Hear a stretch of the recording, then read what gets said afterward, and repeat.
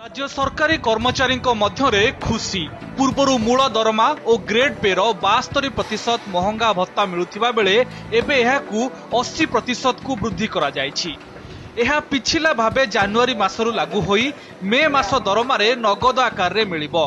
8% महंगा भत्ता बा डीए वृद्धि नहीं घोषणा परे कर्मचारी महलरे चर्चा दर वृद्धि मुकाबिला रे एहा किछिटा साहाय्य करिबो।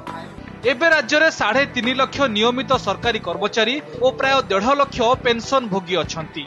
से दृष्टि हिसाब को नेले 8% डीए बढ़िबा द्वारा कर्मचारी लगी वार्षिक 520 कोटी टंका और पेंशन भोगी लगी 224 कोटी टंकार अतिरिक्त व्यय हेबो। समुदाय राज्य राजकोष उपरे वार्षिक 745 कोटी 95 लाख टंकार बोझ पड़िबो। सेपटे कांग्रेस कहिछि एहा निर्वाचन घोषणा। यह पूर्व राज्य सरकारी कर्मचारी लगी गत अक्टोबर मासरे 7% महंगा भत्ता वृद्धि करा जायथिला।